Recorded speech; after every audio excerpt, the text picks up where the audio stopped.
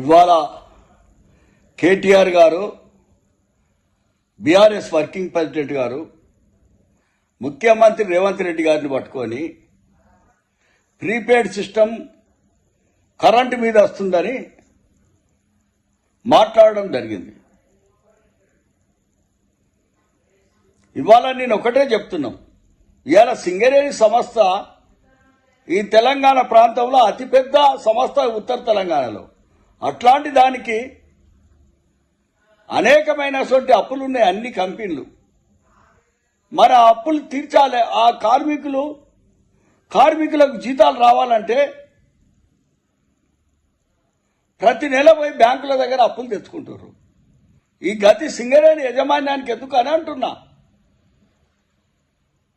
ఇవాళ electrical department ఉన్నది, వేలాది కోట్ల రూపాయలు అప్పులు ఇచ్చేది ఉన్నది అందరూ. మరి ఆ కార్మికుల పరిస్థితి అలా బాగలేదు. దాని మీద ప్రీపెయిడ్ సిస్టమ్ కావాలని ముఖ్యమంత్రి గారు అడిగినారు. సింగరేణికి కూడా ముందుగా డబ్బులు కట్టుకొని ప్రీపెయిడ్ సిస్టమ్ చేయమని చెప్పిండ్రు. అట్లనే ప్రజలకు కూడా కరెంటు ఎంత ఉపయోగించుకుంటారో అంతే రీఛార్జ్ చేసుకోమంటుండు. చేసుకుంటే వాళ్ళకు కూడా కరెంటు వాడుకునే వినియోగదారులకు అందరికి కూడా, ఈ తెలంగాణ ప్రజలకు అందరికి కూడా అర్థమవుతుంది. దాని మీద కూడా మేము రైతులకు ఎంత కరెంటు సబ్సిడీ ఇస్తున్నాము, పేదవాళ్లకు అందరికి కూడా 200 యూనిట్లు ఎంత సబ్సిడీ ఇస్తున్నాము. మేము కూడా గవర్నమెంట్ కూడా కడుతుంది కదా. రేవంత్ రెడ్డి ముఖ్యమంత్రి కూడా ప్రీపెయిడ్ సిస్టమ్ గానే ఫస్ట్ గవర్నమెంట్ ఎలక్ట్రికల్ డిపార్ట్మెంట్ కు డబ్బులు కట్టే వాళ్ళకి వాడుతుంది. ఇలా సింగరేణిలా 11 సంవత్సరాలలో 3 లక్షల కోట్ల రూపాయల ఉత్పత్తి జరిగినప్పటికీ 45,000 కోట్ల రూపాయలు అప్పయింది. అక్కడ వాళ్ళ కార్మికులై బాండ్ పేపర్లు అన్ని కుదబెట్టుకునే కథ గతంలో చేసినటువంటి బీఆర్ఎస్ ప్రభుత్వం, బీజేపీ ప్రభుత్వం. ఎలక్ట్రికల్ డిపార్ట్మెంట్ కార్మికులై కుదబెట్టుకునే బాండ్ పేపర్లు, ఆర్టీసీ కార్మికులై కుదబెట్టుకున్నాయి. ఇవాళ గవర్నమెంట్ లో పనిచేస్తున్నటువంటి ప్రతి ఒక్క కార్మికుని కూడా బాండ్ పేపర్లు అన్ని కుదబెట్టుకొని వాళ్ళు దిగిపోతే పింఛన్లకు, వాళ్లకు వైద్యానికి పైసలు లేక ఆఫీసుల చుట్టూ తిరుగుతున్నారంటే ఈ పాపం బీఆర్ఎస్ పార్టీది, బీజేపీ పార్టీది కాదా అని కాంగ్రెస్ మేము ప్రశ్నిస్తున్నాం. లాయలిస్ట్ కాంగ్రెస్ పార్టీ నాయకునిగా గంటా సత్యనారాయణ రెడ్డిగా, తెలంగాణ ఉద్యమ నాయకునిగా, సింగరేణి ఉద్యమ నాయకునిగా నేను ప్రశ్నిస్తున్నా. గత చేసినటువంటి ప్రభుత్వాలు ఇవాళ మా ముఖ్యమంత్రి గారిని, రేవంత్ రెడ్డి గారిని మీరు ప్రశ్నించే నైతిక హక్కు మీకు లేదని అంటున్నాం. మీకు 10 సంవత్సరాల అధికారం ఇచ్చిండ్రు తెలంగాణ 4 కోట్ల ప్రజలు. మా ప్రభుత్వం వచ్చి ఇప్పటికి 29 నెలలు కాలే.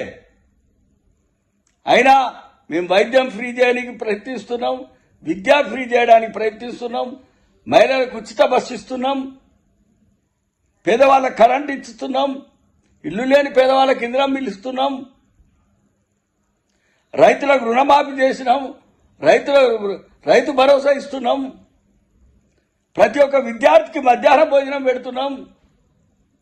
ఇట్లా అనేకమైనటువంటి కార్యక్రమాలు, సంక్షేమ కార్యక్రమాలు తీసుకుపోతూ ఇంకో పక్క ఈ తెలంగాణను అభివృద్ధి బాటలోకి తీసుకుపోతున్నాం.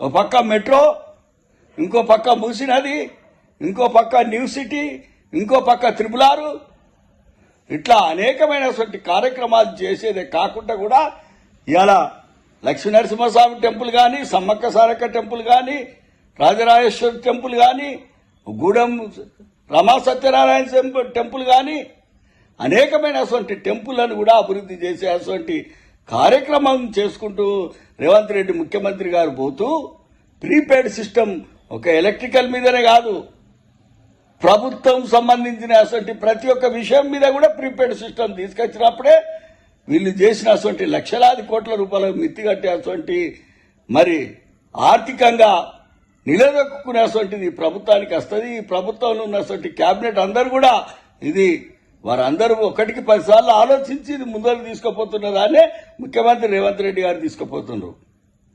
కాబట్టి ఈ కాడికెళ్లే బీజేపీ కానీ మరి బీఆర్ఎస్ కానీ ఇంకా ఎవరైనా ఉంటే మేధావులు కానీ ప్రతి ఒక్కరు కూడా ఈ ప్రభుత్వాన్ని సహకరించడానికి ప్రయత్నం చేయాలి కానీ ఇట్లాంటి తప్పుడు ప్రచారాలను ప్రజలకు తీసుకుపోకుండా తెలంగాణలో రేవంత్ రెడ్డి ముఖ్యమంత్రి నంబర్ 1గా చేస్తుండు పాలన.